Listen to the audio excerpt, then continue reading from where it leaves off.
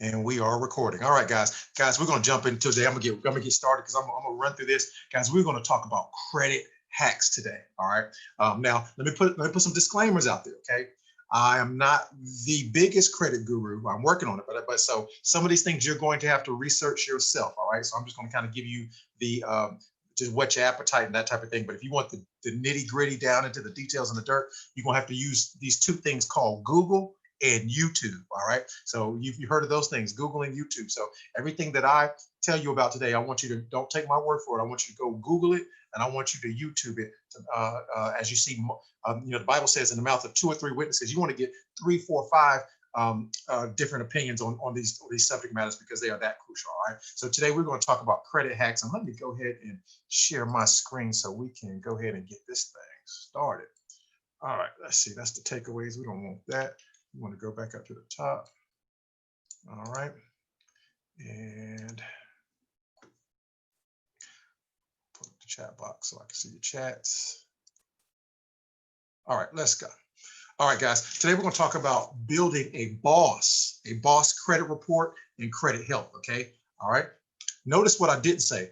I didn't say we're going to build a boss credit score. All right. Why? How come I didn't say credit score, guys? I said credit report and credit health. Why? Because if you build your credit health and your credit report, guess what?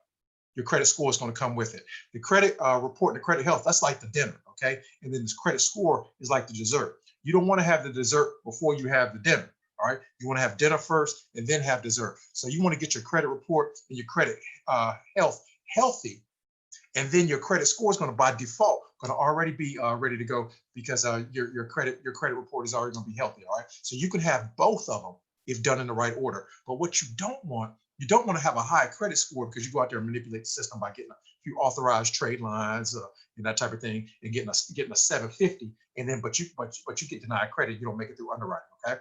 And I'm going to show you an example of one of my clients that actually has a 771 that's getting denied credit because they didn't structure the report right. And I'll show you why that is in just a few moments. All right. So notice what I did say and notice what I didn't say. Okay.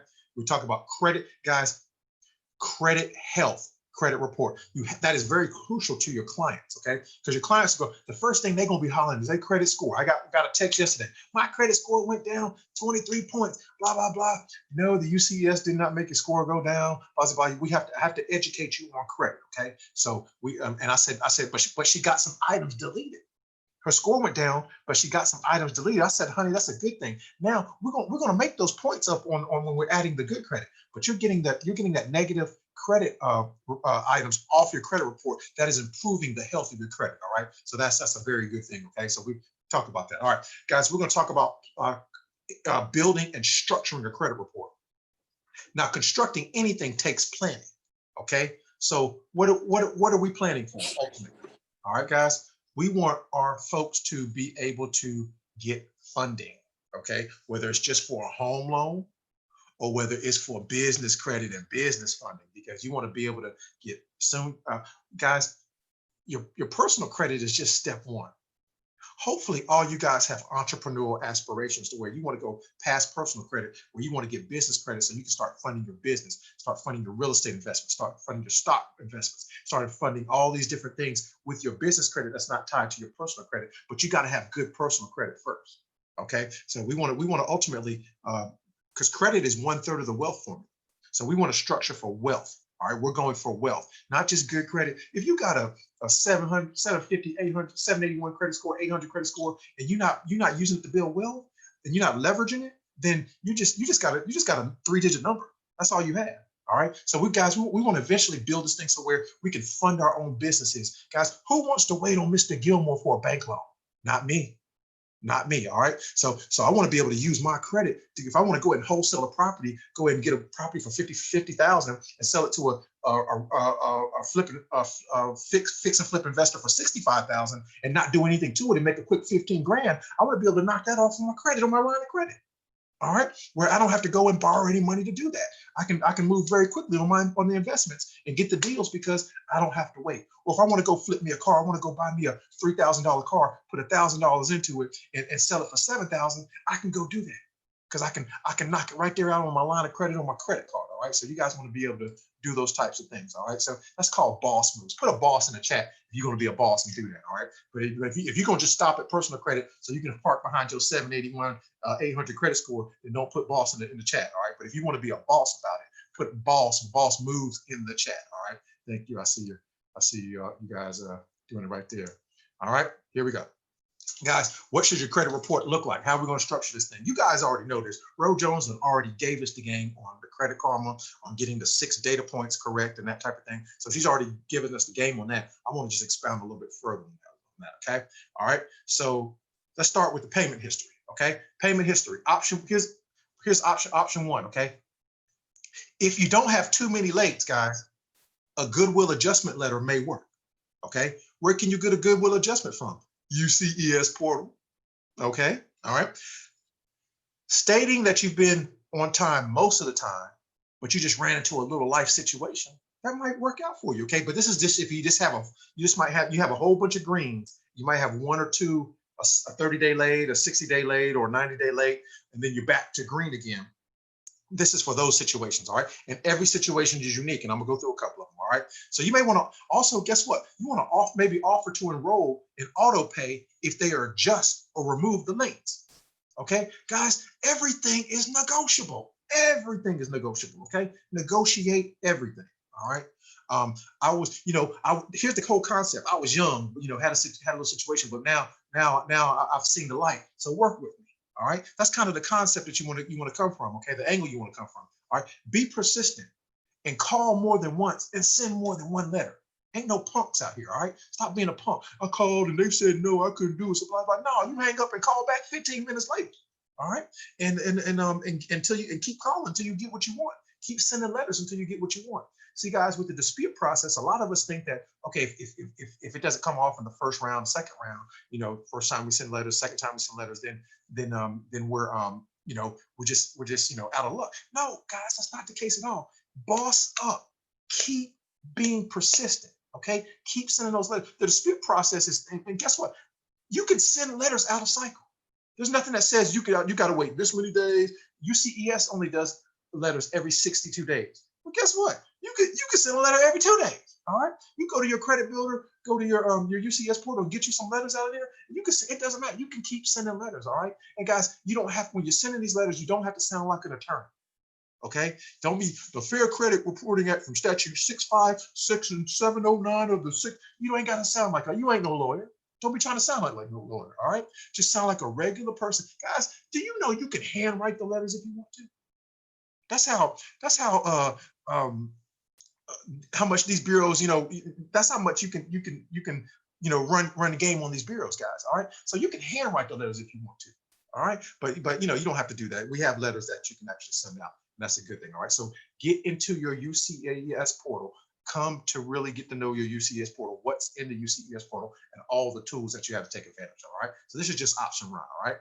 Option 2, we're still in payment history now. You could dispute the late payment with the bureaus. Okay. Pull your tri-merge. Go to annualcreditreport.com and pull your tri-merge, okay? And look for any discrepancies, all right? You can also, and we'll talk about, I'll get into this later. You can also freeze or suppress your data at LexisNexis, SageStream, and Innovis. Don't ask me no questions just yet. I'll talk about that in just a minute, all right? You can send a letter saying, now watch this now. I might have been 29. Let's say you got a 30-day late payment on your credit report. Now, I might have been 29 days late, but not 30. Can you prove and verify that it was 30 days? Because guess who the burden of proof is on? The creditor and the bureaus, not you. Okay. So, hey, I might have been 59 days late, but I wasn't 60 days late. Can you prove I was 60 days late? I might have been 89 days late, but I wasn't 90 days late. Can you prove that it was 90? And guess what, guys? They have to prove it. All right. So put it on them. All right. And if they verify, guess what you can do? That Fair Credit Reporting Act is a beast. If they verify it, it comes back verified, you can rescind the request on how did you verify it? Who did you verify it through and what method? And what agency did you use to verify it? And guess what? They have to tell you. Okay. When it comes to your data and your credit information and your personal data, you are the king and you are the queen. All right. So that you can verify I mean, you can ask them to verify. Okay, well, how did you verify my data? It's come back verified. How did you verify? And guess what? They have to tell you why. All right. Now I'll give you a little game on medical bills too as well in a little bit if we have time. I don't know if it's in my slides. All right. Option 3. We still on payment history, guys. All right. Payment negotiation method. Call the creditor. You can call them up. All right. Call the creditor and simply negotiate to pay off the debt in exchange for removal of the late payments from the credit report. And you want it in writing. Don't you just take their word for it. All right. You want it in writing, a deletion letter. Okay. But simply negotiate paying off the debt in exchange for removal of the late payment. Don't you go pay off no debt, guys. All right. And pay it off and don't get no letter of deletion.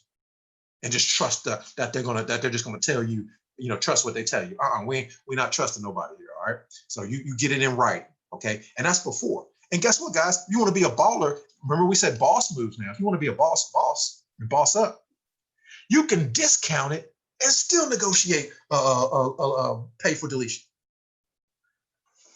That's a boss right there. All right.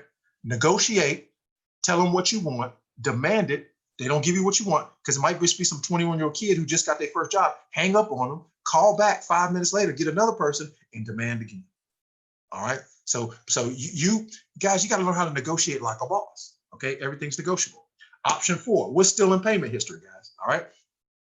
You can file a complaint with the CFPB. That is the Consumer Federal Protection Bureau. And these guys do not play. All right. Y'all remember in the Matrix where the guys, the agent, whatever his name was, that's how they don't play. All right. The CFPB. And guess what, guys? They're on our side. They're on the consumer side. All right. They enforce the Fair Credit Reporting Act and all those other data acts and stuff like that. All right. So the CFPB is your friend. You guys, if you call up somebody and you threaten that you're going to file a complaint with the CFPB because they get fined every single time, it's going to affect their ratings and Better Business Bureau ratings and all that stuff. So you start throwing out the CFPB. That's like that big brother. You know that little brother that can't fight but talk all the smack, and then when he get ready to get beat up, he goes and calls the big brother. CFPB is the big brother.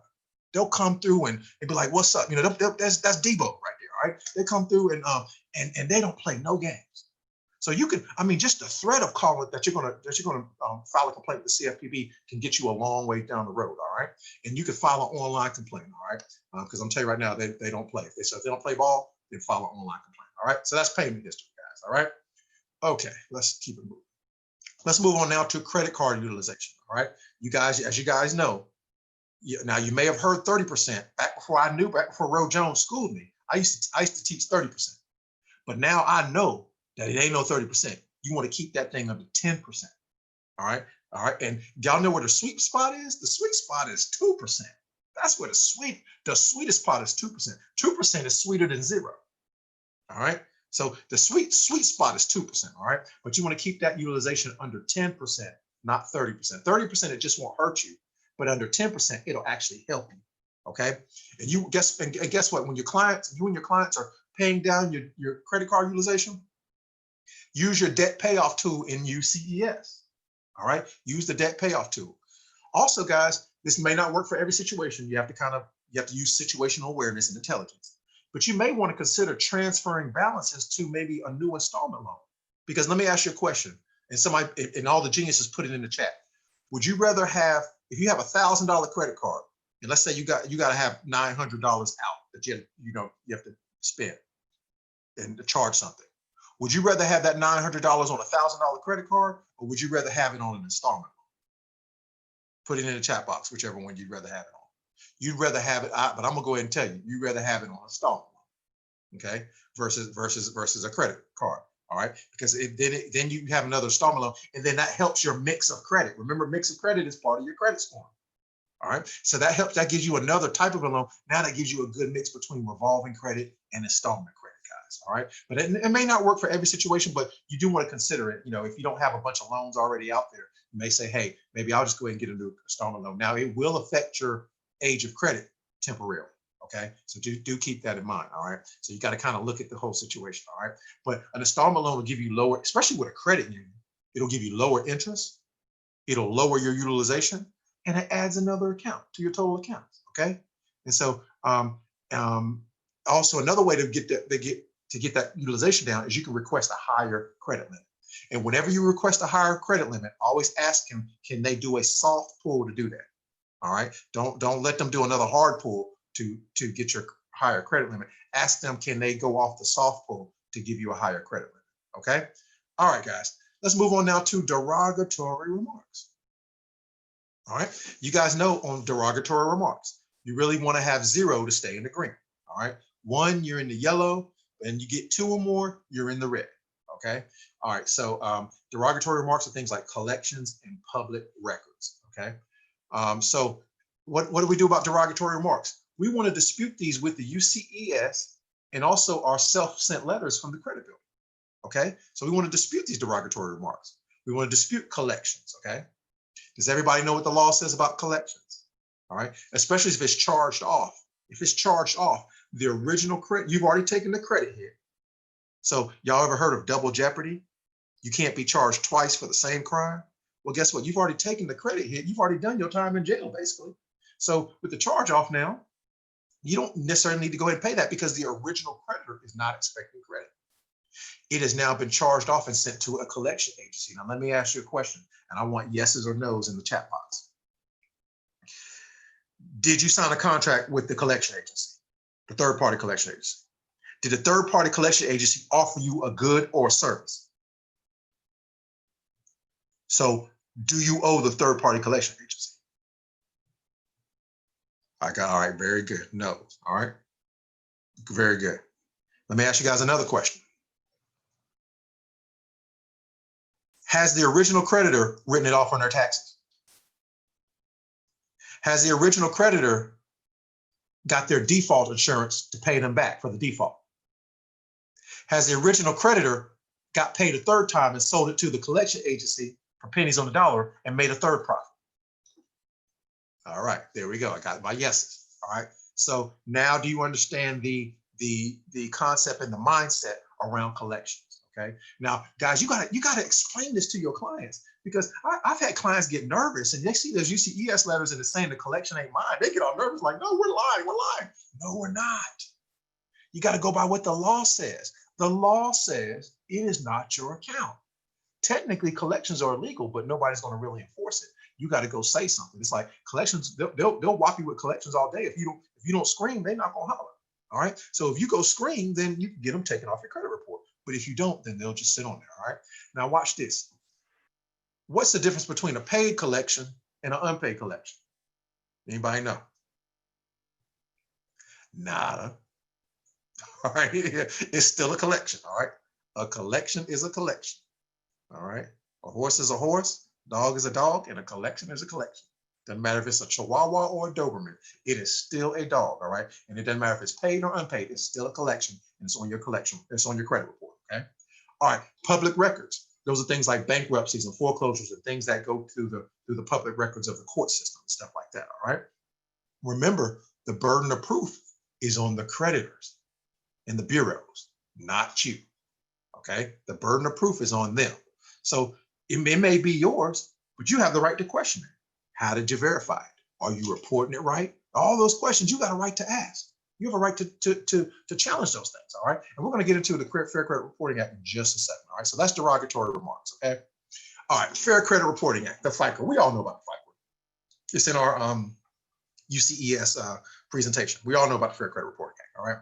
But did you guys know that data reporting must be 100% accurate? It can't be 99% accurate. It can't be 99.5% accurate. It can't be 99.9% accurate. It has to be 100% accurate. So when you put those three reports side by side, and oops, there's a mistake in the account number, or oops, there's a mistake in the reporting balance, or oops, there's a mistake in the last payment date, or oops, whatever the oops is. Guess what, guys? You guys can, the law says that they have to be reporting it accurate. So if Experian is reporting it one way and TransUnion and Equifax are reporting another way, guess what? Somebody's wrong and we don't know who's wrong. So since we can't figure out who's wrong, I'm gonna need you to take that off the credit report. All right. So that's just how that law works. it is on them to report 100% accuracy because they're dealing with your personal data. Okay, so that's what the law says. All right. Also, all info must be verifiable and accurate. So if it's unverifiable and it's inaccurate, guess what it has to do? Even if it's yours, but it's unverifiable, or even if it's yours and it's inaccurate, the inaccuracy is not on you. It ain't on me. That's on them. So guess what it has to happen? It has to come off the report. Okay. So has anybody ever gotten their letters back, or their clients gotten their letter back and be verified, verified, verified, verified? If you have, put a V in the chat box. If you've gotten those letters back and man, disappointed because things are verified and nothing, things didn't come off. I see those V's there. All right. Okay. Well, guess what? We want to force the unverifiables. We can force the unverifiables. Let me say that again for the people in the back, for people that came on at 6:21. We can force the verifiables. Okay. How do you do that? Let's talk about it. Where do the bureaus go to verify their data? If you got a Capital One and you're late on the Capital One, or you got a missed payment on the Capital One, or you got a collection, do they call up Capital One and say, Capital One, can we verify Ivan's account? They don't do that. They do not go to the original creditors to verify the data, which they're supposed to do. Okay, so if they don't do that, then where do they go? Where do they go to verify the data? Let's talk about it. They go to the 5 secondary data furnishers, guys. All right. They go to LexisNexis. They go to SageStream. They go to Innovis. They go to CoreLogix, and they go to ARS, which is Advanced Resolution Services. All right. Those are who they go to. All right. That's who they go to. All right. Sorry, guys. All right. So yeah. So they go to the 5 secondary data furnishers. Who are these 5 secondary data furnishers? These are the people that keep. Guys, do y'all know what data really is? Do y'all know about these algorithms and data? The world is run now on data. Everybody makes their money through their database now. That's why when y'all do these cute little Facebook surveys and see what you're going to look like at 67 years old and stuff like that, or what your Russian name is and all that stuff, guess what? They're collecting data on you guys. All right. They know who you voted for. They know what you had for dinner last night. Okay, they are keeping data on you. Okay, and these 5 secondary data furnishers are those who help them out. Okay, so I remember a client. He sent me his Experian report, and his bankruptcy came back verified. And right at the bottom of the section, in yellow letters on the Experian letter, it said Experian verified the bankruptcy through LexisNexis.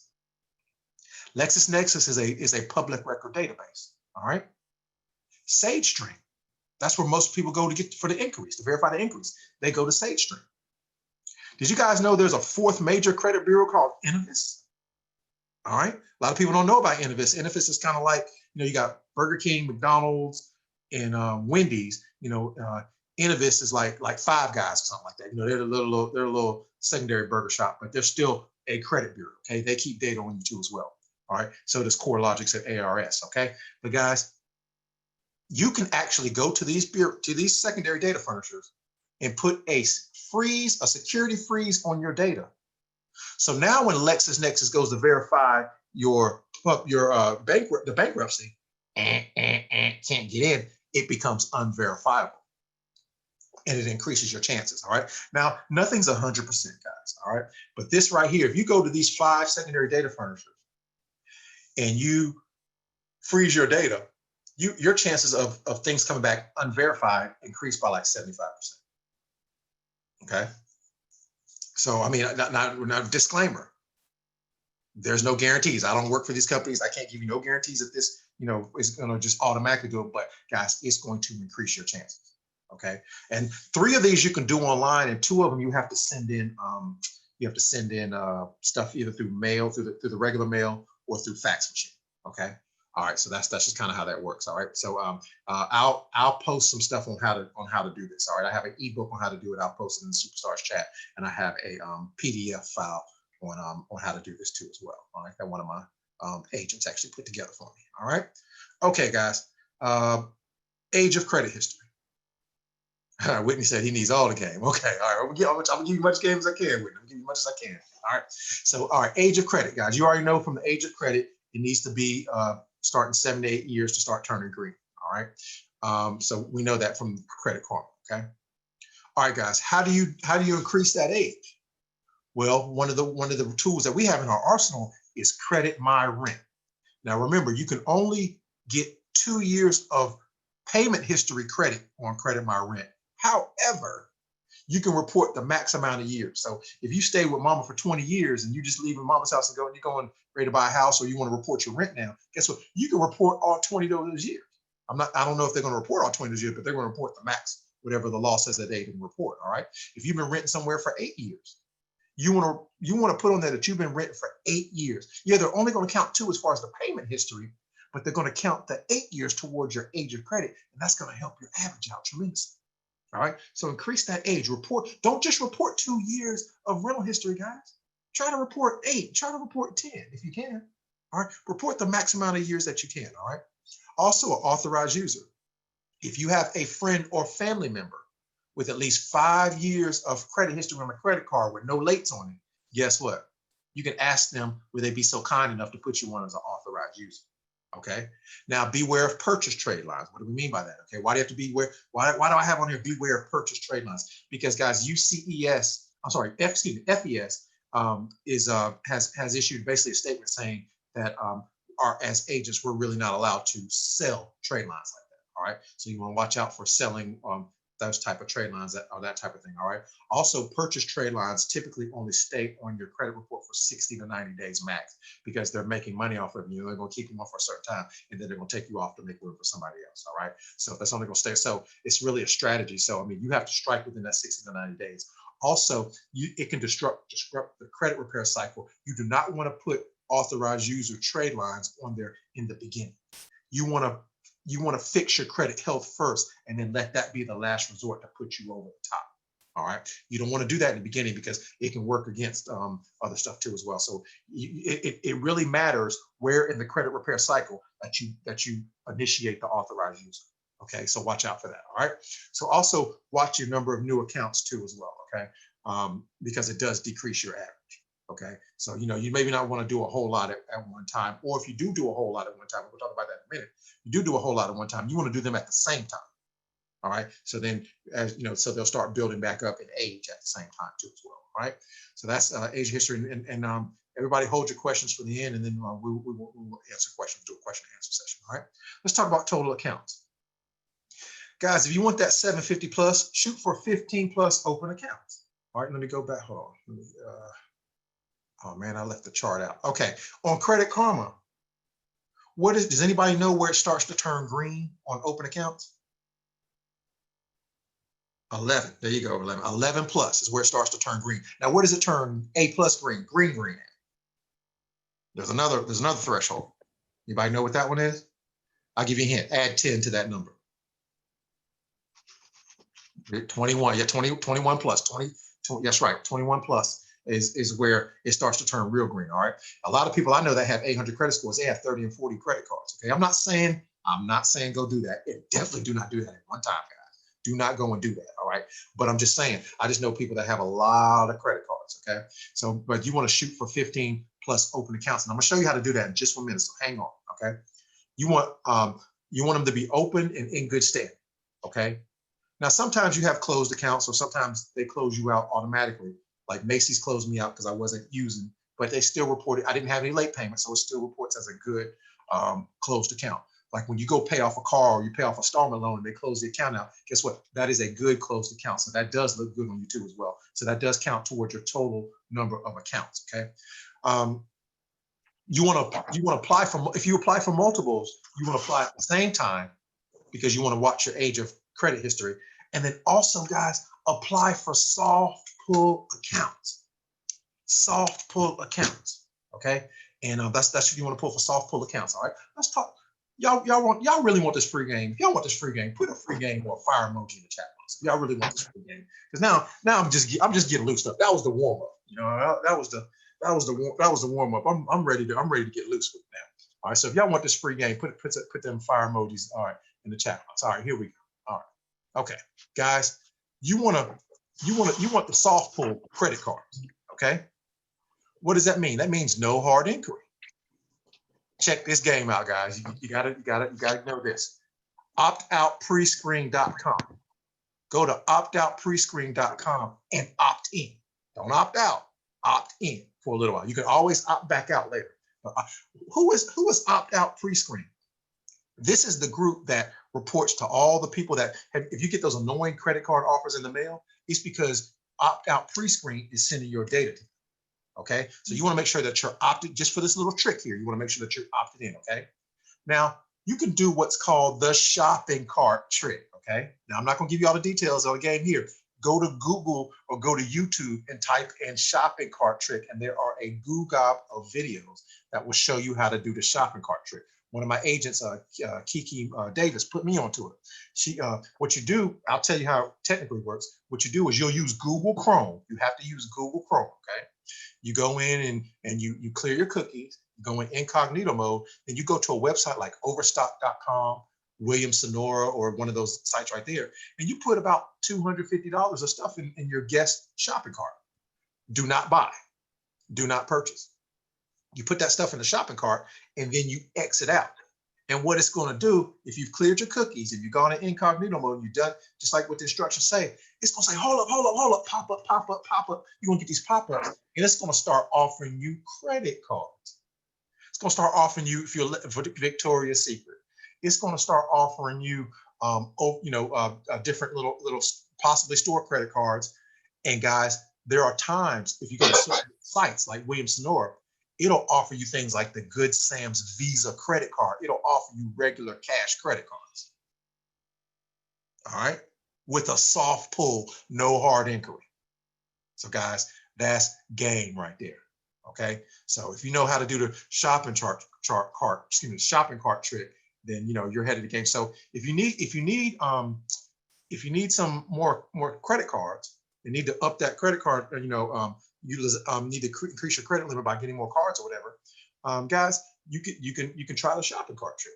Okay, but now don't just take my word for it. Go on Google or YouTube and learn how to really do it. Get really good at it. Okay, because they'll really give you get the game on that. Okay, so but you can get both store credit cards and regular credit cards too. Okay. Also, guys, you can get soft pull loans and lines of credit. Okay, especially if you're with a credit union, guys. I have a credit union where a lot of times if I want to get a loan or increase on my credit card limit, they use my soft pull from my auto loan. Okay, and you can ask them to use a soft pull. All right, or if you want to go get a line of credit from a credit union that you've built a relationship with, guys. Remember, we're in relationship marketing. Build relationships. You can go to a credit union. Credit unions are your best friend now because they give higher limits. That Navy Federal, man, your best friend. All right. All these different credit unions, they're best. They give higher limits and they show much more love than your Bank of America or your Chase or your JP Morgan Chase or those types of things. All right. The credit unions show more love. Okay. So YouTube is your other best friend, guys. You want to learn how to do anything, you can find it. You can find it on YouTube. I was telling somebody this the other day, guys. I'm serious, guys. I have a degree in electrical engineering from college. It took me 5 years to get my 4-year degree. Okay, that's how hard it was. All right. I've learned more for YouTube in the last 90 days than I think I did in my entire 5 years of college. I'm just being honest with you. So YouTube is your best friend. Now make sure you verify the stuff. You want to make sure that you hear it from more than one source. You don't want to just hear it from one source and then run out half cocked and go do something and mess up and end up messing your credit up or damaging your credit. So make sure you hear it from more than one bird. Okay. Make sure you hear from more than one birdie. But when you do hear it 3, 4, 5 times, that's when you start to know that it's real. All right. And what is a soft pull or a soft inquiry, guys? It's just a credit pull that isn't visible in your credit report, except to you. It doesn't impact your credit score. Okay. Even like when you open up your Credit Karma or you check your own credit report, that's a soft pull. Okay. Also, guys, when you go to a bank or a credit union, guys, don't trust that they know it, because sometimes the banking professionals don't know everything. Ask them, are they going to pull a hard pull or a soft pull? And you'll be surprised. They may not even know. But if they don't know, tell them to go ask. Your supervisor's right back there at that desk. Go, you go ask him and then come back and let me know. Don't let them just pull your credit without finding out whether it's a hard pull or a soft pull, okay? Because, and there's plenty of soft pull stuff. Also, too, guys, do y'all know that there are pre-approved credit cards where they can actually, you may get a hard inquiry, but before you get the hard inquiry, they can do a soft pull to see if you get approved or not. And then if you get approved and you accept the offer, then they do a hard pull. And that's good too, because you at least want to know whether you're going to get it before. You don't want to get no hard inquiry and then get denied. Man, that's for suckers, man. That's for punks. All right. Ain't no punks around here. All right. So you don't want to get a hard pull and then get denied. But if you do a hard pull and get denied, you want to challenge that inquiry. All right. Because if you ever get denied for the hard inquiries, you know, for credit through a hard inquiry, you definitely want to challenge or dispute that hard inquiry. All right. All right, guys, let's see. Y'all know on total accounts. Okay, we already talked about that.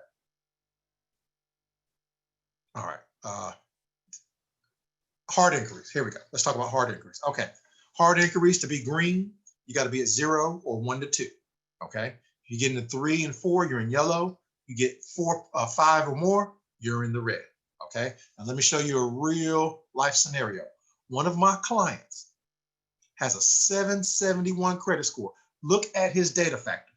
100% payment history, 15% credit card utilization, 0 derogatory remarks, 8+ years on the age of history, 14 total accounts, and he got denied credit. He had to come see me because he had a 771. He's got a healthy credit report, except for his inquiries. So guess what? We got to work. We're working on getting his inquiries off his credit report. Okay. Now, y'all want the game on inquiries? I think y'all do. I think Whitney said y'all want the game. So let me go ahead and give y'all the game. All right. Hard inquiries. They come off too. Okay. It's really the only data point that you can consider disputing online. Okay. That's the only data point. You don't want to dispute nothing else. You don't want to do no online disputes for collections, all none of those things, but you can possibly, if you're going to do an online dispute, only do it for hard inquiries. Okay. Hard inquiries are low impact. Hard inquiries affect your credit score. They're on your credit report for 25 months. They come off after the 25th month, after 2 years. Okay. So after the 25th month, they come off your credit report. They only affect your score for 1 year.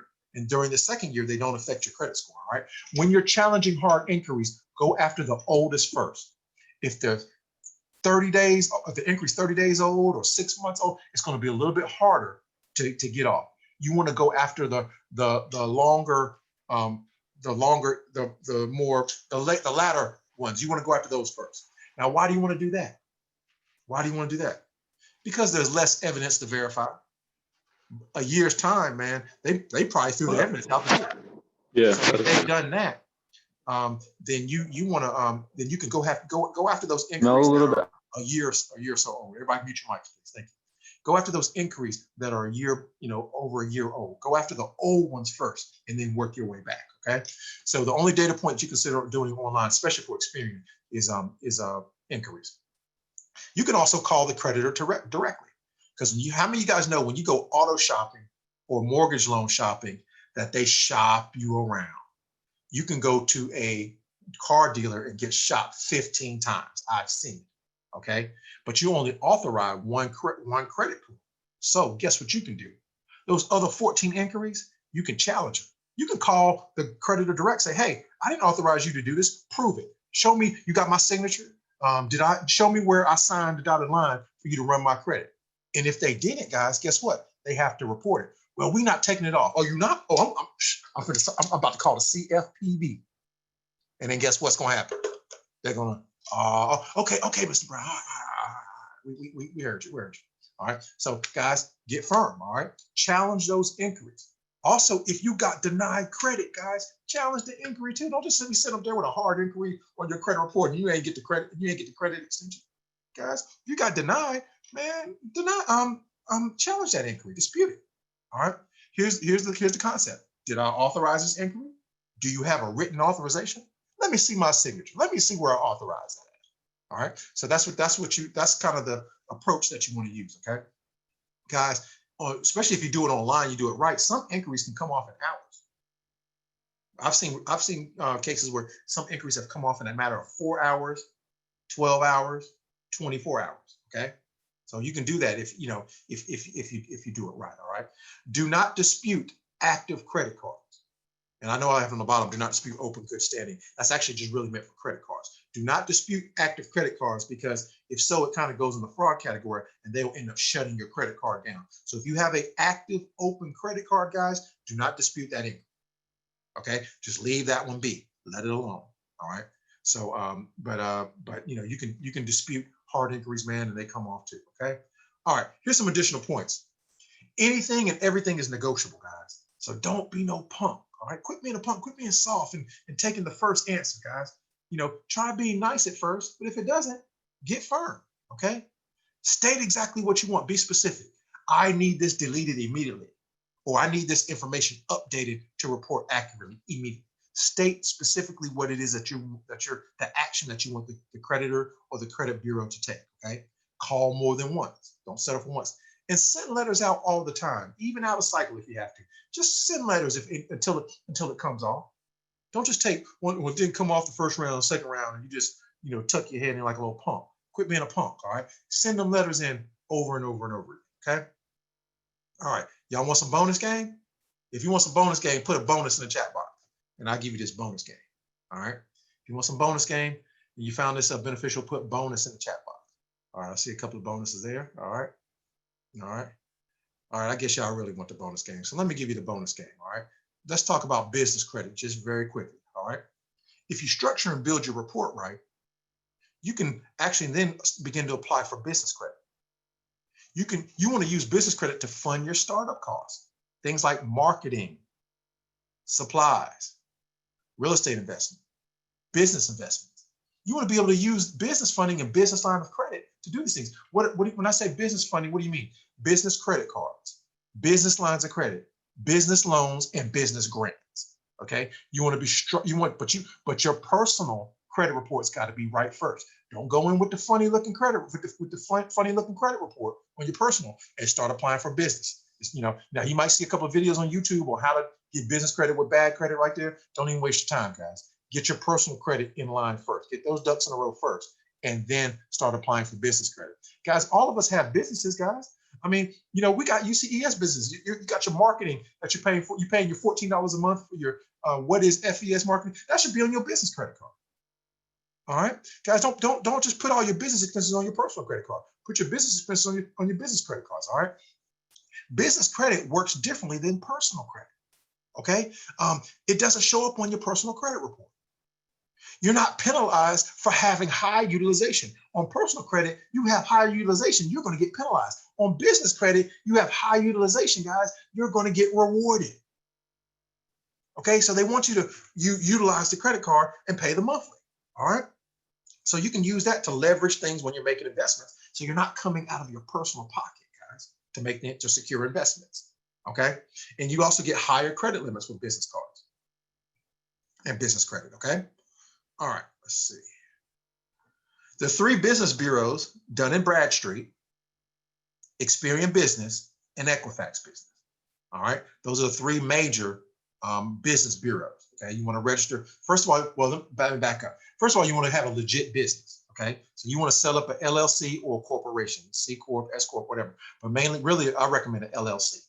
All right, you want to set up an LLC and give it a name, and don't give it no name where you got to have a license. Don't give it no no fancy, just kind of be real loose and generic with the name of your LLC, so you don't, raise up any red flags, or you don't get into, because there are areas that business lenders don't like to fund.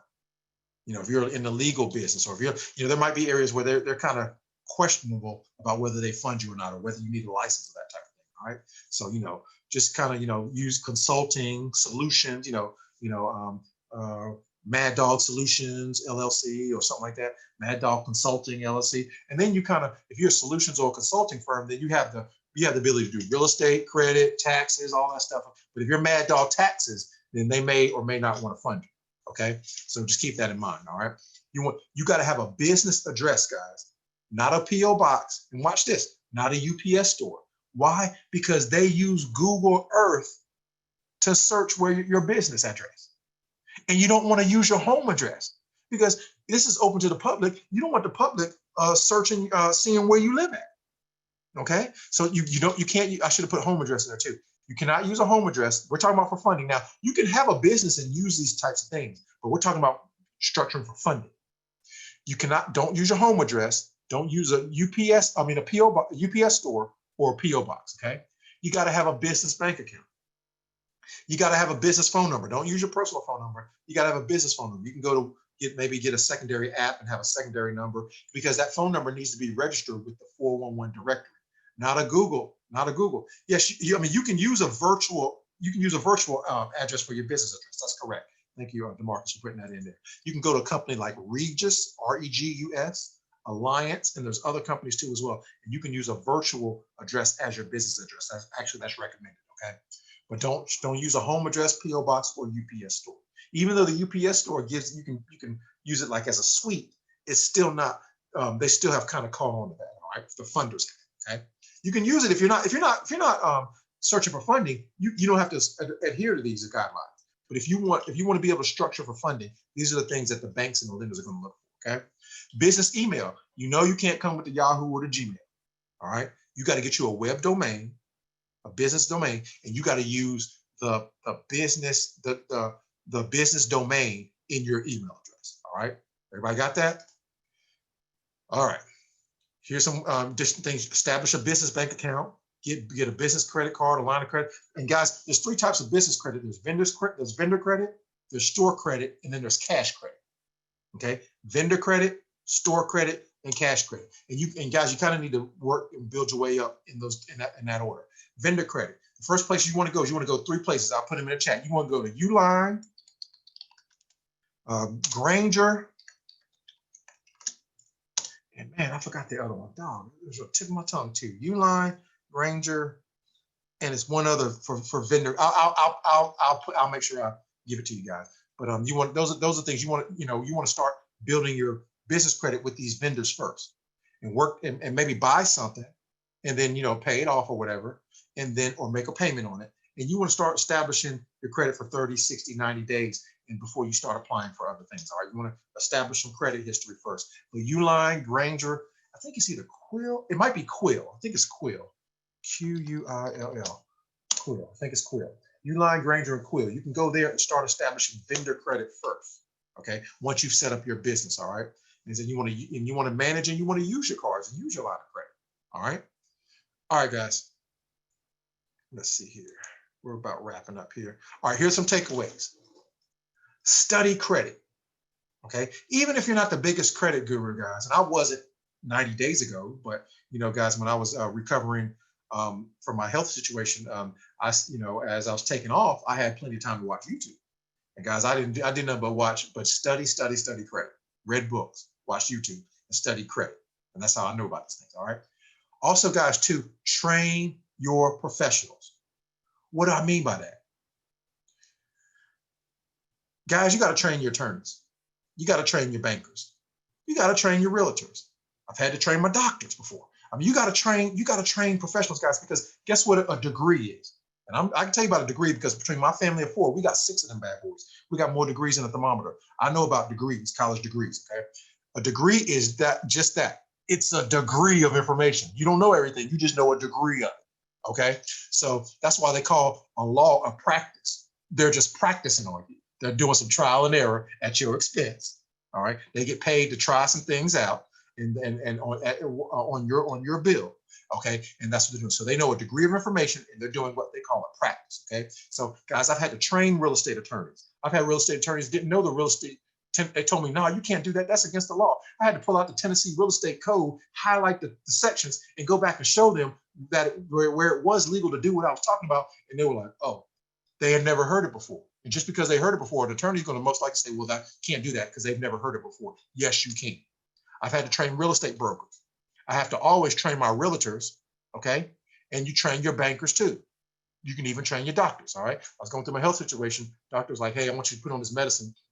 I tried that medicine for 2 days. I said, no, I can't do that. Called doc up, said, doc, I'm going to have to go to healthy eating route. I believe, there's natural thing for, he said, all right, well, we'll try it for 90 days, guys. And ended up getting my numbers down into losing about 25 pounds. And coming through with it. So I'm thank God for that. God came through on that for me.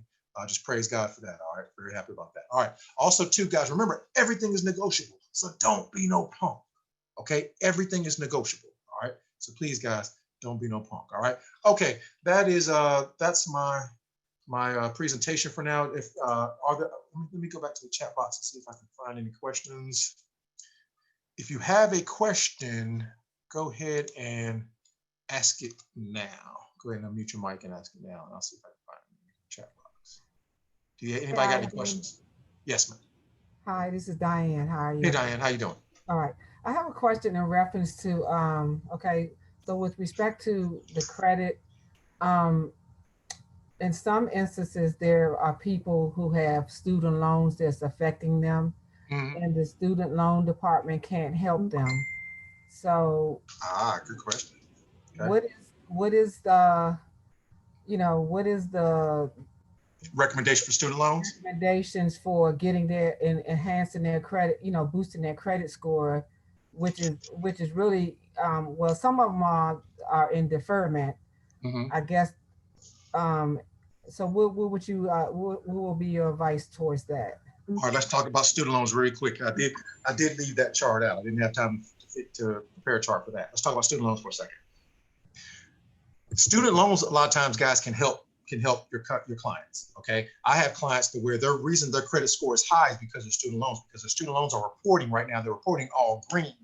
And so you don't want to take those. I've had clients say, hey, I want you to take my student loans off. I go to Credit Karma. The student loans are all green, reporting, paying on time, and they're no late. If those student loans are in the green status, leave those student loans on there, because they definitely help out with the age of credit. They've given some of my clients 13 years of age of credit, the student loans alone. All right. So if the student loans are reporting paid as agreed right now, they're in good reporting status, leave those student loans on there.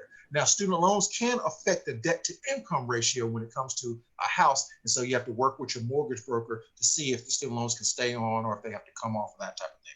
All right, guys, here's how it comes with here's how it goes with student loans, especially if they have late payments on the student loans. Because I've had a couple of clients that's had late payments on the student loans. Here's what you can do, guys. A couple of things. You can request student loan rehabilitation. Okay. You can request retroactive forbearance. You can request a student loan late payment forgiveness program. Now, guys, guess what?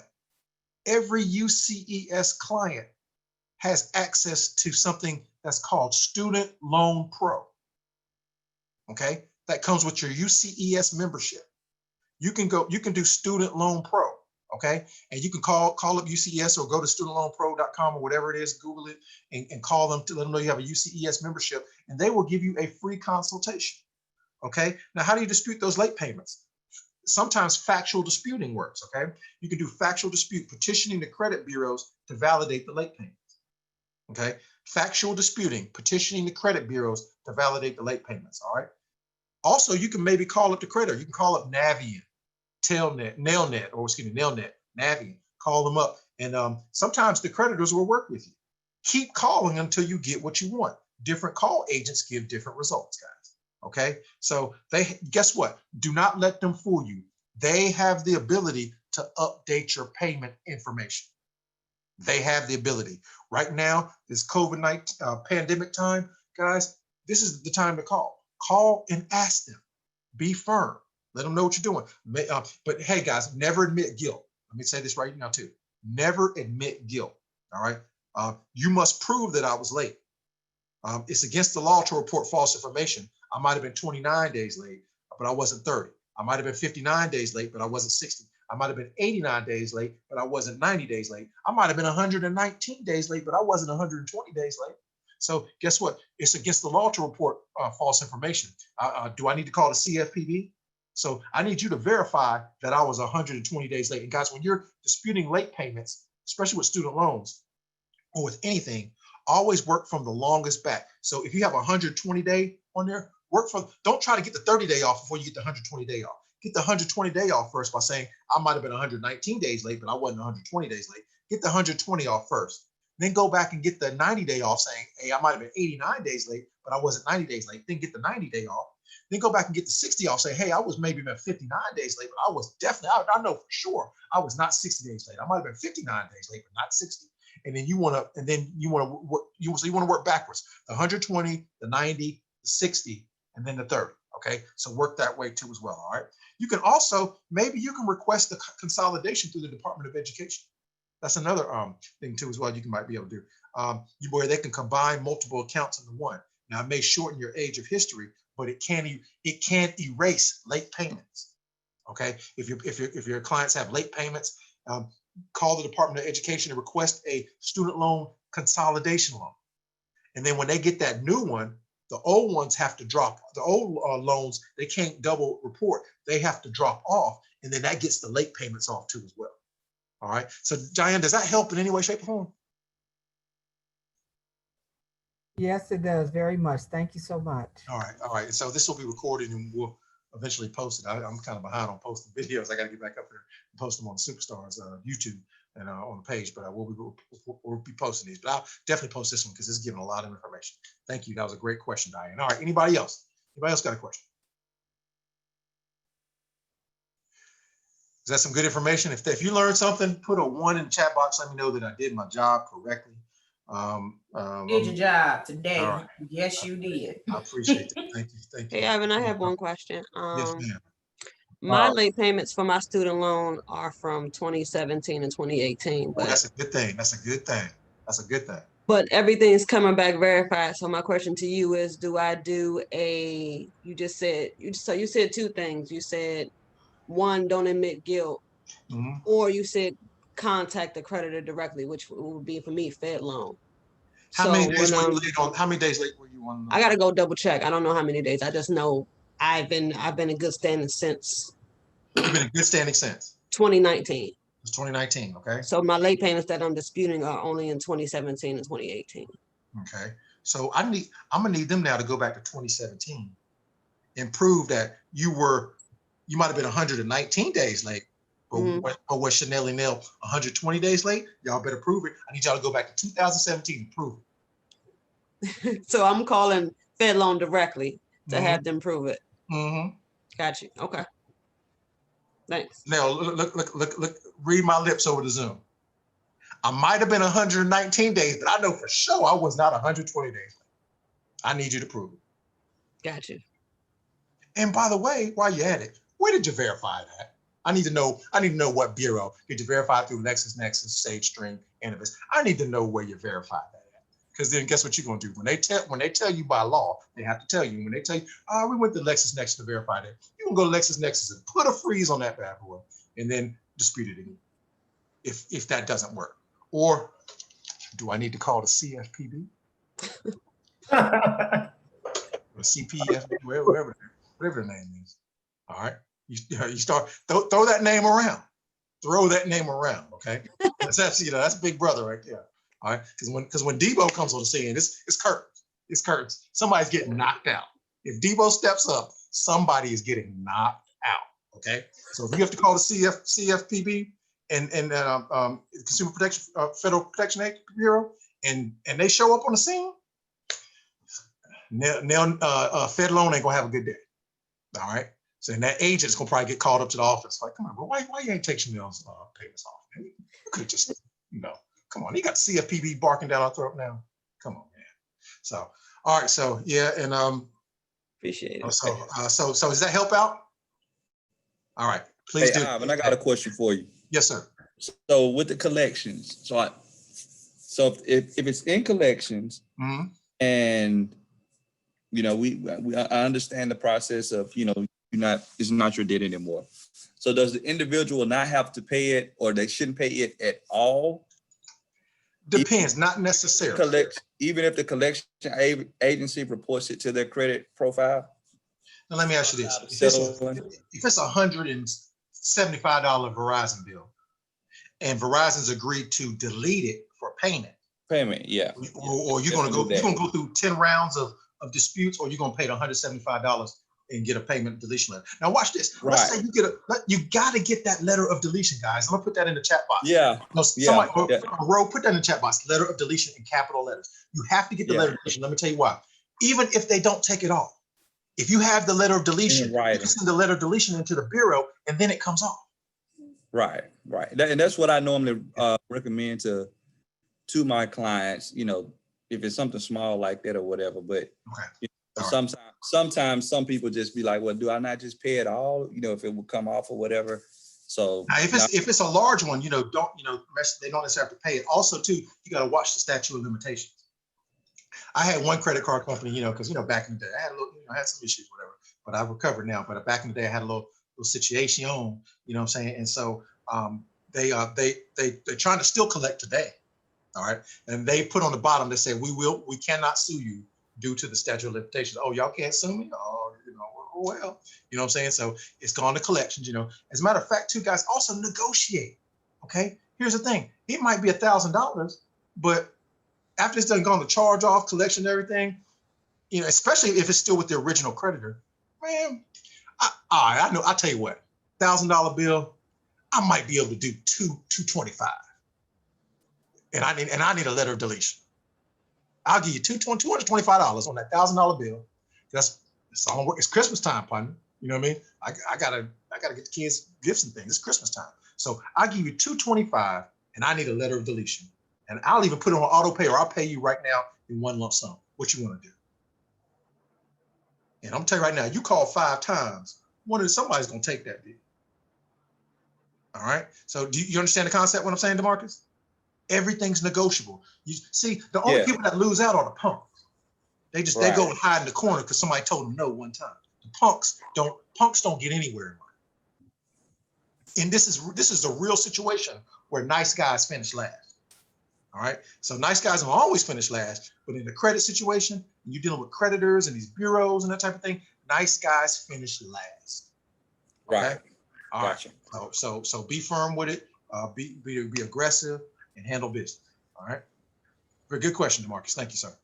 Anybody else? So Ivan, Yes, sir. what if it's a situation like what he just said, but you are already paying on the collection and it's reporting? All right, that's a little tough one because you've already kind of admitted the guilt there. I mean, call them and say, hey, you know what? I'm tired of paying on this collection.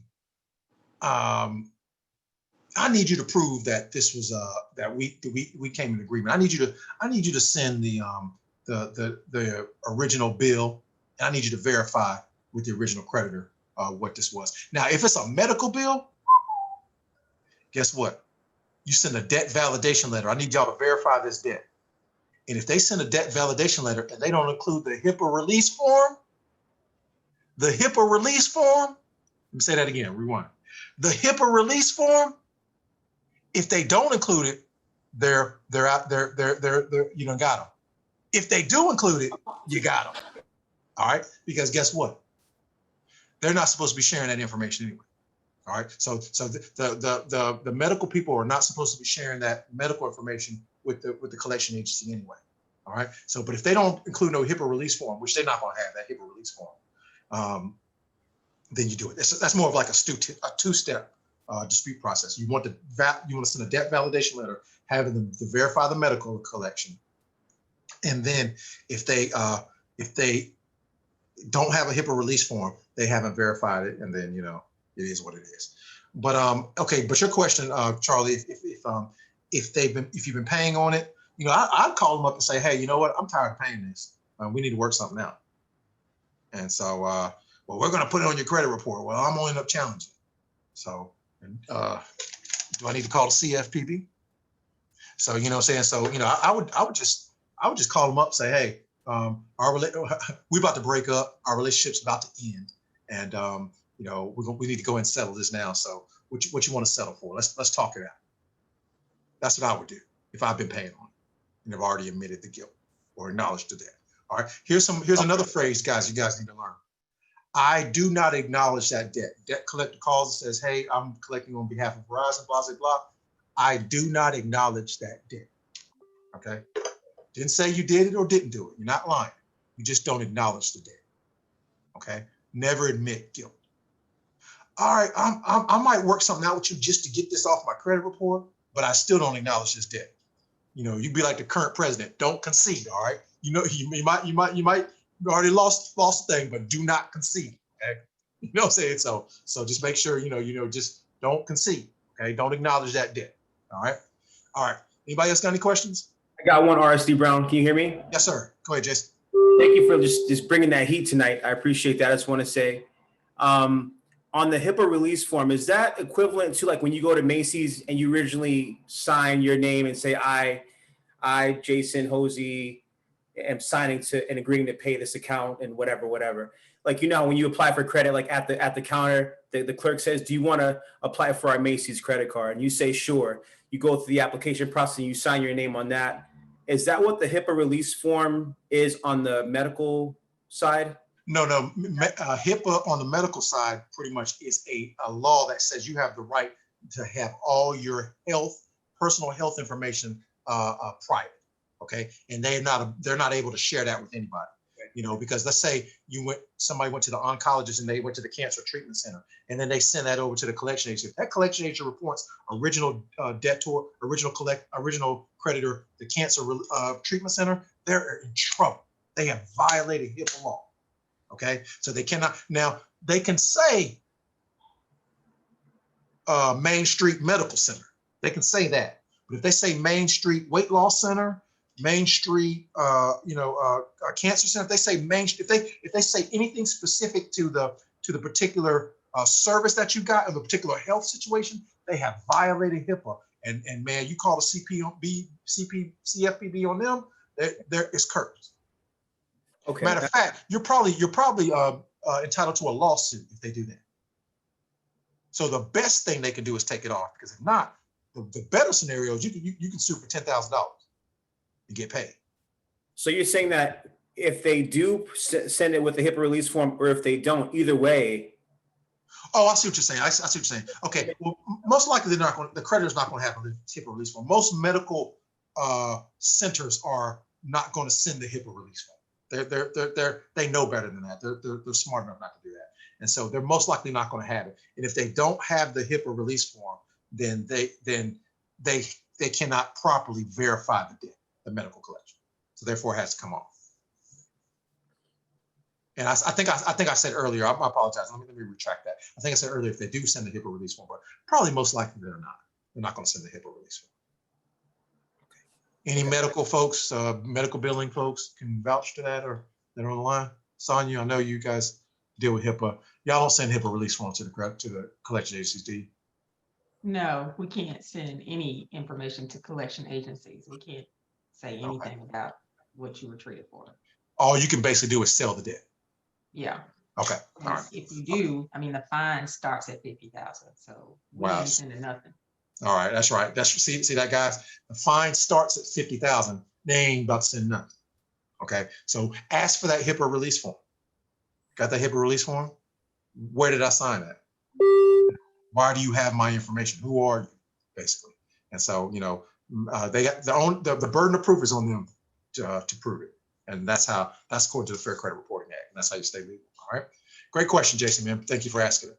Thank you. Anybody got any other questions? Yeah, I got a question for you. Okay. I wanted to know, I know that you said that you can do that for the ones that's actually on your credit report, but can you also do that to the ones that's like calling you and telling you that you need to pay this bill for such and such, just turn it over to them? So if they're calling me, I just tell them don't call me no more. I tell them put me on the do not call list, and they can't. By law, they can't call me no more. But you're saying, but let me make sure I understand your question correctly. Are you trying to say, okay, give me what's the outcome that you want? What's the desired outcome? Okay, the stop them from sending information to me that I owe it to them, where the medical place has sold it to the collector, but they're still sending it because they keep sending it to different collectors. I got to different collectors. Like 4 Okay. different collectors. Yeah. Okay. Well, I think they have the right to contact you by mail. There may be something where you can actually go and stop that, but they don't have the right to call you if you tell them you don't want them calling it.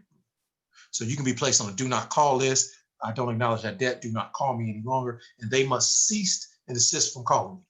They must stop it. They do, they're in violation. They're violating the Fair Credit Reporting Act if they continue to call you. Okay. All right. Thanks. You're quite welcome. All right. Anybody? I'm about done with questions. Y'all can put these questions on Facebook if y'all got any more questions. All right. So, all right, let me see. We got any VPs in here? Want to close out, say anything quickly about the Eric Ward? So I got to get going. I got to do not school pickups. I got to do some dance practice pickups in just a minute. Any VPs online? VP Aisha Betancourt, you because Tony's online. Okay. Aisha Betancourt, you got anything you want to close out with, ma'am? Oh, Tony is on the line.